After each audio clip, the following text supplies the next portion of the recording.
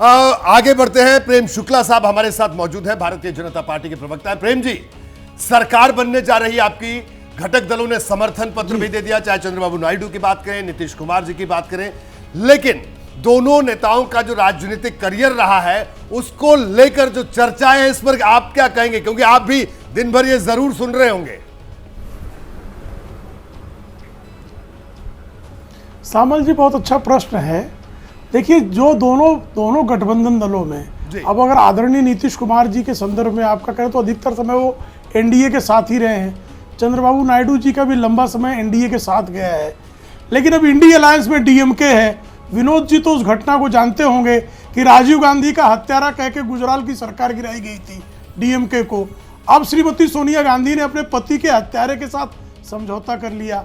आदरणीय मुलायम सिंह यादव जी ने 1990 में मुलायम सिंह यादव जी की सरकार चलाई। बाद में मुलायम सिंह यादव जी ने जब 1999 में श्रीमती सोनिया गांधी को समर्थन नहीं दिया, लंबा वैमनस्य हुआ, डिस्प्रोपोर्शनेट असेट के केस बने, सीबीआई की इंक्वायरी हुई। विश्वनाथ चतुर्वेदी जी को विनोद जी भी जानते हैं, मैं भी जानता हूं अच्छी तरह से। वो कांग्रेस के कार्यकर्ता तो इस बार भी रायबरेली में वो सक्रिय थे, राहुल गांधी के प्रचार की टीम में थे। मुलायम सिंह यादव जी के परिवार के खिलाफ पीआईएल उनसे श्रीमती सोनिया गांधी ने कराया। 2006 में जो है उपचुनाव श्रीमती सोनिया गांधी को रायबरेली से क्यों लड़ना पड़ा था, हर कोई जानता है। अभी कुछ माह पहले ही मध्य प्रदेश के चुनाव के समय भाषा की तल्खियां किस स्तर तक उतरी थी, अखिलेश जी की भाषा की और अजय राय की भाषा की तल्खी, ये भी सबने देखा है।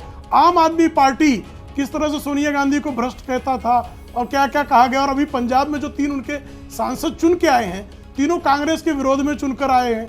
और पंजाब में कांग्रेस सरकार के 5 मंत्री आम आदमी पार्टी की सरकार ने जेल में डाल दिए। ओपी सोनी उनके डिप्टी सीएम थे, वो जेल में हैं। ममता बनर्जी अभी सरकार जब चुनाव चल रहा था तो उन्होंने कांग्रेस के बारे में क्या कहा, उन्होंने कहा कांग्रेस के लोग जो हैं बीजेपी के खरीदे हुए लोग हैं। उन्होंने कहा सीपीएम के लोग जो हैं बीजेपी उनको फंड करती है। अभी कहा ममता बनर्जी ने, बहुत चुनाव के दौरान की बात मैं बता रहा हूं। प्रेम जी, आपका कहने की विसंगतियां जो है, जो ये स्थिति इंडिया में भी है, आप टीडीपी में ढूंढ रहे हैं, जो विसंगतियां आप नीतीश जी में ढूंढ रहे हैं, नहीं उनमें भयंकर है भाई। आम आदमी पार्टी का अभी अलका लांबा जी क्यों छोड़कर आई थी आम आदमी पार्टी?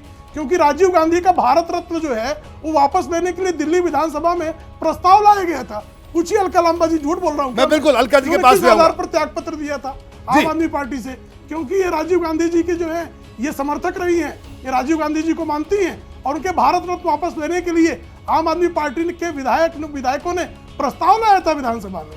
ठीक है प्रेम जी, मैं अलका लांबा जी आपके पास आऊंगा, लेकिन उससे पहले एक बयान मैं जरूर यहां पर सुनाना चाहूंगा। एक तरफ एनडीए की बैठक चल रही थी तो दूसरी तरफ इंडिया गठबंधन की बैठक के लिए पहुंचे आरजेडी नेता तेजस्वी यादव का बयान सुर्खियों में था। तेजस्वी ने बिहार के सीएम नीतीश कुमार को बड़ी नसीहत दी। तेजस्वी ने कहा कि नीतीश कुमार अब बिहार को स्पेशल पैकेज भी दिलवाए। गोल्डन अपॉर्चुनिटी है और इस बार देखा गया पहली बार नरेंद्र मोदी जी खत्म हो चुके हैं, उनका मैजिक खत्म हो चुका है, वो बहुमत से काफ़ी दूर हैं। अब उनको जो है बिना उनके 2 बड़े जो सहयोगी हैं, बिना उनके अब सरकार चल नहीं सकती है। तो काफ़ी दबाव जो है हमको लगता है अगर देने पर पावर है, संख्या भारी है, तो बिहार के लिए तो इतना करना ही चाहिए। तेजस्वी यादव को आपने सुना और इस बीच खबर यह भी है कि समर्थन पत्र दोनों नेताओं ने जो सौंपा है, कोई शर्त नहीं रखी है। यह बात दोनों खेमों की तरफ से आई है, चाहे टीडीपी की बात हो चाहे जेडीयू की बात हो। अलका लांबा जी, क्या लग रहा है? देखिए, जो नतीजे आए हैं वो नतीजे मतलब अपने आप में बड़े दिलचस्प हैं, और अब जो परिस्थितियां बनी हैं, क्या अभी भी आपकी तरफ से कोशिश होगी? क्योंकि जो बयान आ रहे हैं वो कई तरह के इशारे कर रहे हैं। रोहित जी, भाजपा के प्रवक्ता ने बहुत से उदाहरण गिनाकर कोशिश की कि एक बड़ी तस्वीर जो आज देश के सामने उससे ध्यान भटका दे। उन्होंने मेरे निजी भी अनुभव पे बात की, पर बात देश में आज हो रही है कि क्या किसी को पूर्ण बहुमत मिला? नहीं मिला है।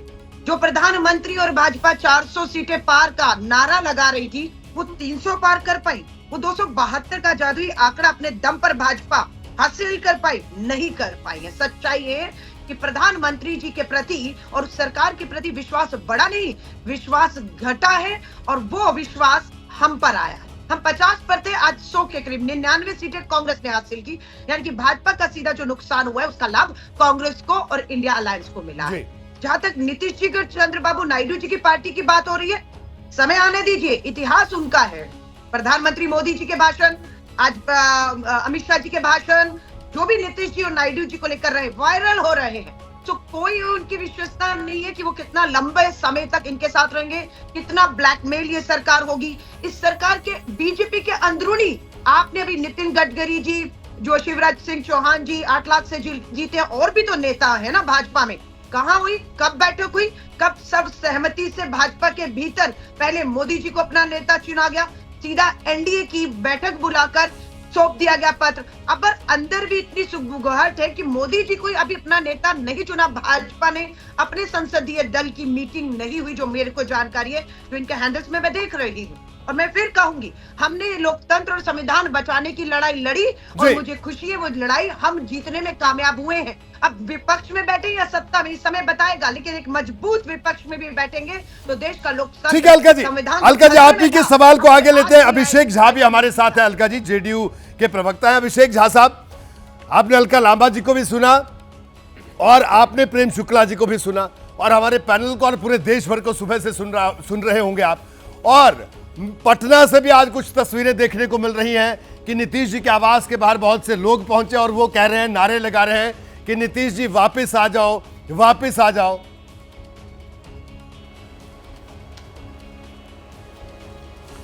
कि नीतीश कुमार जी को चाहने वाले लोग हर तरफ, सिर्फ बिहार में है बल्कि पूरे देश में, और लेकिन हमारी इंडी के जो साथी हैं, और यही तो चिंता है बीजेपी को। शायद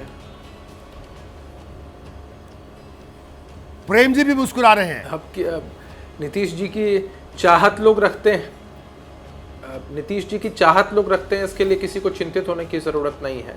इंडी की नींव नीतीश कुमार जी ने रखी, वरना कहाँ ममता जी, अखिलेश जी, अरविंद केजरीवाल जी कांग्रेस पार्टी से बात करने वाले थे, बात तक नहीं होती थी।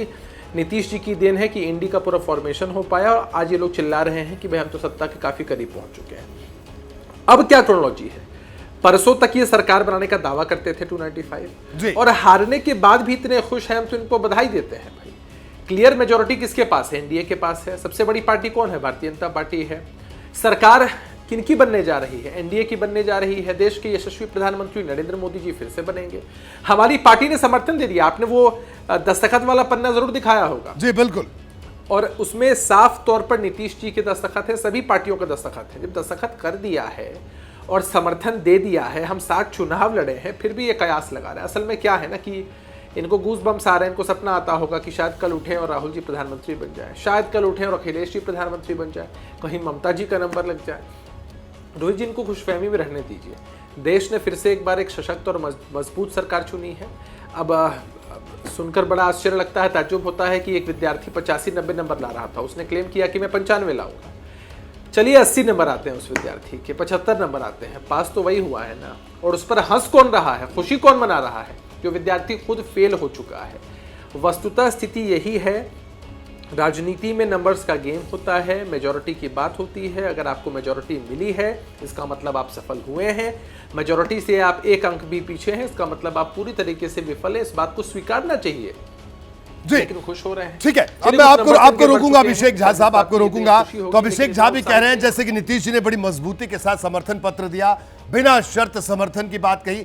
जैसे ही घड़ी का काटा दोपहर 2:30 पे आए, बबीता जी का दिल सास बहू साजिश के लिए मचल जाए। और ये है इनकी बहू, पूरे दिन ऑफिस की टेंशन हो जाए गॉन जब ये करें अपना फेवरेट शो फ्री टाइम पे ऑन। इनकी तरह आप भी देखिए अपना फेवरेट शो अपने टाइम पर और डाउनलोड कीजिए एबीपी लाइव ऐप अपने स्मार्ट टीवी पर।